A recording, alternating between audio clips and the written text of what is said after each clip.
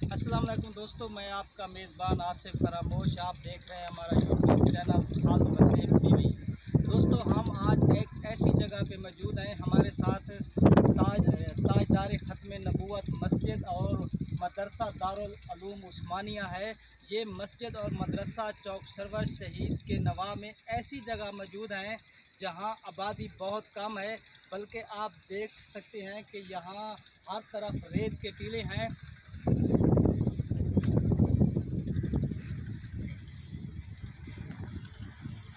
آبادی بہت کم ہے، مگر خدا کی قدرت دیکھیے کہ جس جگہ اللہ تعالیٰ کے گھر کی بنیاد رکھی جائے وہاں اللہ تعالیٰ کیسے جنگل میں منگل کا سما پیدا کر دیتا ہے.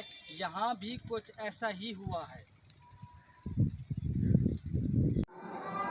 ہمارے ساتھ موجود ہیں جامع مسجد تاجدار ختم نبوت کے متولی جناب سلیم عثمانی صاحب. ان سے پوچھتے ہیں مسجد کے بارے میں، ان کو کیا مسائل درپیش ہیں، یہاں کتنے بچے جو ہیں وہ تعلیم حاصل کر رہے ہیں. آئیے ان سے پوچھتے ہیں.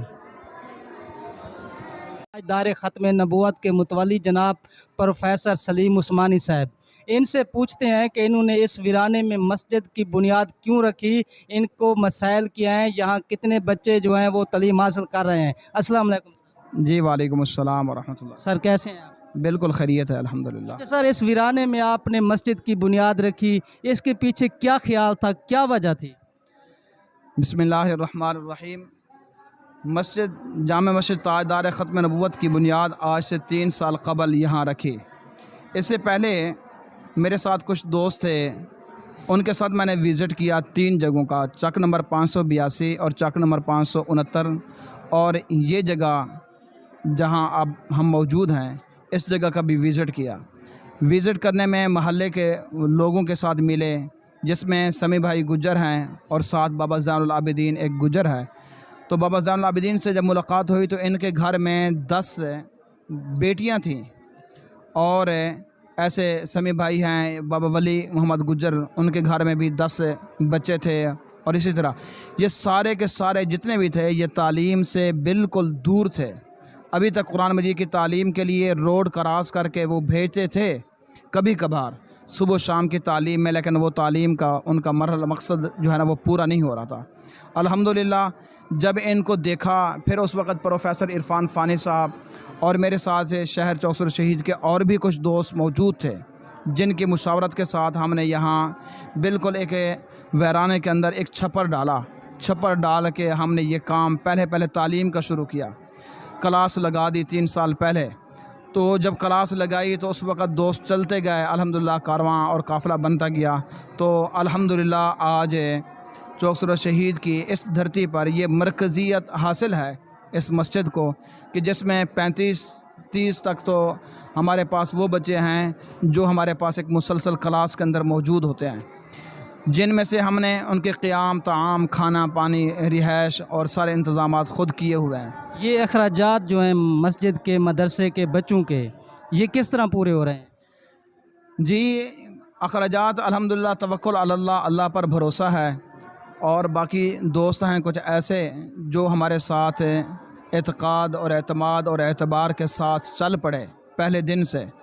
میں ان کی ایک دوست کا نام لے کر کیسے میں ساری بات کر سکتا ہوں، لیکن شہر چوک سرور شہید کے نوجوان میرے وہ دوست جو میرے بازو بنے، تو الحمدللہ جب ان کو بتایا جاتا ہے کہ اس طرح کی صورتحال میں اب گندم کا مسئلہ ہے یا فلاں چیز کا مسئلہ ہے، وہ اپنے دوستوں کے ساتھ مل کے میرے ساتھ تعاون کرتے ہیں. باقی 2-3 دکانیں ایسے ہیں، جیسے حاجی رمضان صاحب ہیں، اصل بھاولپوری کریانہ سٹور ہے، اور 2 دکانیں اور ہیں، چاچو ندیم صاحب. تو ہم نا ان سے کھاتا لگایا ہوا ہے، وہ ہم وہاں سے سامان وغیرہ اٹھا لیتے ہیں. پھر رمضان کے اندر ہم ان کے قرضہ جو ہے وہ سارا کا سارا اتار دیتے ہیں. پھر رمضان کے بعد شوال سے پھر ہم اس طرح کھاتا شروع کر دیتے ہیں، سامان وغیرہ اٹھا لیتے ہیں. کچھ دوست ایسے بھی ہیں جو ہمیں ماہانہ طور پر 500، 1000، 2000 کی مد میں تنخواہ کے اندر کچھ نہ کچھ حصہ دے دیتے ہیں. باقی الحمدللہ یہ سسٹم اچھے طریقے سے، عمدہ طریقے سے چل رہا ہے. کیا مشکلات درپیش ہیں؟ اگر کوئی ہیں تو بتائیں. جی مشکلات دیکھیں، دین میں مشکلات یا اس علاقے کی نسبت سے میں یہ کہہ سکتا ہوں کہ کچھ مجبوریاں ہیں. علاقہ چھوٹا ہے، بچے رہائشی مسافر کا اخراجات یہ پورے یہاں کرنا ناممکن ہے، اور مشکل صرف نہیں ہے بلکہ ناممکن ہے۔ کتنے رہائشی بچے ہیں جو مستقل جہاں رہتے ہیں؟ ہمارے پاس جو رہائشی مستقل ہیں 25 سے 30 یہاں وہ بچے ہیں جن کا قیام طعام، 3 ٹائم کا کھانا، اور ان کے لیے ٹھنڈا پانی، اور ان کے چارپائیوں کے اوپر انتظام، حتیٰ کہ بستر کی مد تک بھی ہم خود بچوں کو دیتے ہیں ادھر۔ کتنے بچے ہیں جو یہاں تعلیم حاصل کر رہے ہیں قرآن پاک کی؟ دیکھیں آج جمعۃ المبارک کا دن ہے، الحمدللہ جمعہ پڑھنے کے فوراً بعد ہی ایک کلاس کا ایک منظر ہے جو رہائشی مسافر غریب طلباء کا ہے، تو آپ خود بھی ایک نظر لگا لیں۔ الحمدللہ 30 سے 40 بچے جو ہیں نا ہمارے پاس ہر وقت یہاں موجود ہوتے ہیں، اور اسی طرح جو مقامی سطح کے اوپر ہمارے پاس رہائشی اس کے علاوہ جو مقامی بچے ہیں وہ ان کی تعداد بہت ساری بڑھ جاتی ہے، 80-85 بچوں سے اوپر۔ اچھا، یہاں موجود ہیں پروفیسر جناب عرفان فانی صاحب، جن کی بہت بڑی کاوش ہے اس مسجد اور مدرسے کو بنانے میں۔ ان سے بھی پوچھتے ہیں کچھ سوالات۔ جی دوستو، ہمارے ساتھ موجود ہیں پروفیسر عرفان فانی صاحب۔ یہ ہمارے علاقے کے ماہر تعلیم ہیں، اکاڑا کیڈٹ کالج میں یہ بطور پروفیسر وہاں پڑھاتے ہیں۔ اس مسجد اور مدرسے کو بنانے میں ان کا ایک کلیدی کردار رہا ہے۔ ان سے پوچھتے ہیں کچھ اس بارے میں۔ السلام علیکم وعلیکم السلام۔ سر، کیسے ہیں آپ؟ اللہ کا شکر ہے سر، آپ سنائیں ٹھیک ہے؟ اچھا سر، جب سلیم عثمانی صاحب نے اس ویرانے میں مسجد کا سنگ بنیاد رکھا تو یہ تصور بھی نہیں کیا جا سکتا تھا کہ ایک دن یہاں جیسے کہتے ہیں جنگل میں منگل ہوگا۔ یہ اللہ تعالیٰ کی رحمت ہے کہ جہاں اس کا گھر ہوتا ہے وہاں اللہ تعالیٰ کی رحمتیں جو ہیں وہ شامل حال ہو جاتی ہیں۔ تو آپ کی بھی اس میں کافی کاوش رہی ہے، آپ کس طرح اس کاوش کو دیکھتے ہیں اور اس مسجد اور مدرسے میں مزید بہتری کے لیے آپ کیا کہنا چاہیں گے؟ آصف احمد صاحب شکریہ۔ سب سے پہلے یہ تھا کہ مفتی صاحب نے یہاں پر جگہ جب سلیکٹ کی تو ویرانہ تھا، کافی پریشان تھے، کوئی بجٹ نہیں تھا، کوئی دوست احباب بھی نہیں تھے، یہ کافی خوددار قسم کے بندے تھے، کسی سے مانگتے بھی نہیں تھے۔ تو یہیں پر بیٹھے ہوئے چائے پیتے ہوئے میں نے کہا کہ آپ مفتی صاحب اللہ کا کام کریں اور اللہ ہی آپ کا کارساز ہوگا، کوئی دوسرا بندہ کارساز اللہ تعالیٰ بنا دے گا، آپ بنیاد رکھیں، شروع کریں۔ یہ ایسے شریف آدمی تھے کہ اس مسجد کی بنیاد میں انہوں نے خود مزدوری کی ہے اور خود کام کرتے رہے ہیں۔ باقی دوستوں کا ساتھ حوصلہ ہوتا ہے، کچھ الفاظ ہوتے ہیں جو بندوں کو بنا دیتے ہیں اور کچھ الفاظ بندوں کو توڑ دیتے ہیں۔ ہم نے ان کے ساتھ رہے، مفتی صاحب کے ساتھ، اور انہیں ہمیشہ یہی یقین دلایا کہ ہم آپ کے ساتھ ہیں اور انشاءاللہ رہیں گے۔ آج دیکھیں اللہ کے کاموں میں اللہ ہی مدد کرتا ہے، اللہ ہی کارساز ہے۔ تو اتنی بڑی مسجد اور ماشاءاللہ 40 سے 50 یہاں پر طالب علم اللہ دینی تعلیم حاصل کریں۔ ہم دنیاوی تعلیم پر تو بہت فوکس کرتے ہیں لیکن دینی تعلیم پر بھی یہ چھوٹے چھوٹے معصوم بچے ہیں، ان کی بہت ساری ضروریات ہیں۔ تو اہل علاقہ سے یہی ہے کہ سر آپ آگے بڑھیں اور ان بچوں کی چھوٹی چھوٹی خواہشات، جب عید پر انہوں نے مجھے لسٹ پکڑائی تھی تو اس میں یقین جانیں کہ میری آنکھوں میں آنسو تھے کہ چھوٹی چھوٹی چیزیں، چھوٹی چھوٹی خواہشیں جو میرے بچے اگر مانگے تو میں نہیں دوں گا۔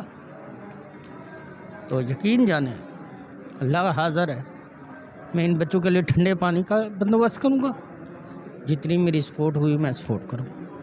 تو باقی میں تمام اہل علاقہ سے بھی گزارش کروں گا کہ ان بچوں کی بھی ضروریات آپ کے بچوں کی طرح ہیں۔ یہ مسافر بچے ہیں، یہ ایک آدمی کا کام نہیں ہے ان کا خرچہ اٹھانا۔ آپ کوشش کریں اور آگے بڑھیں اس نیک کام میں۔ بہت شکریہ سر۔ اچھا بیٹا، تلاوت کریں گے آپ؟ جی، آپ کا نام کیا ہے؟ محمد ثناء اللہ، کہاں سے آپ آئے ہیں؟ کھوکھیڑے جی، کھوکھیڑے کھوکھیڑے سے۔ اچھا، کتنا عرصہ ہو گیا یہاں؟ 1 سال جی، 1 سال 1 سال ہو گیا ہے۔ اچھا تلاوت کریں۔ اعوذ باللہ من الشیطان الرجیم، بسم اللہ الرحمن الرحیم، الحمد للہ رب العالمین، الرحمن الرحیم، مالک یوم الدین، إياك نعبد وإياك نستعين اهدنا الصراط المستقيم صراط الذين أنعمت عليهم غير المغضوب عليهم ولا الضالين صدق الله العظيم. جزاک اللہ بہت شکریہ سر. السلام بیٹا, کیسے ہیں آپ؟ ٹھیک ہے. ٹھیک ہیں آپ. کتنا عرصہ ہو گیا یہاں آپ کو؟ 2 سال. اچھا, یہاں کھانا کیسا مل رہا ہے آپ کو؟ ٹھیک ہے. اچھا کھانا مل رہا ہے. اور رہائش ٹھیک ہے. چارپائیاں بھی ملتی ہیں یہاں پہ؟ ہاں جی. اچھا ماشاء اللہ, بہت شکریہ. بیٹھ. کیسے ہیں آپ؟ ٹھیک ہے. ٹھیک ہیں, خیریت ہے؟ جی. اچھا کتنا عرصہ ہو گیا آپ کو؟ 5 مہینے. جی؟ 5 مہینے. 5 مہینے ہو گئے ہیں. اچھا, یہاں رہائش کھانا ٹھیک مل رہا ہے؟ جی. کوئی مسئلہ کوئی پریشانی؟ نہیں ہے. ٹھیک ہے, بہت شکریہ. السلام علیکم بیٹا, کیا حال ہے؟ ٹھیک. ٹھیک ہے. کتنا عرصہ ہو گیا آپ کو یہاں؟ سال ہو گیا. 1 سال ہو گیا ہے. اچھا, کھانا رہائش ٹھیک مل رہا ہے یہاں؟ جی. کوئی مسئلہ کوئی پریشانی تو نہیں ہے یہاں؟ کیا نا. اچھا, آپ کے والدین زندہ ہیں؟ جی. اچھا, والدہ فوت ہو گئی ہیں؟ جی. اچھا, اللہ پاک آپ کو صبر دے. بیٹھیں, شکریہ.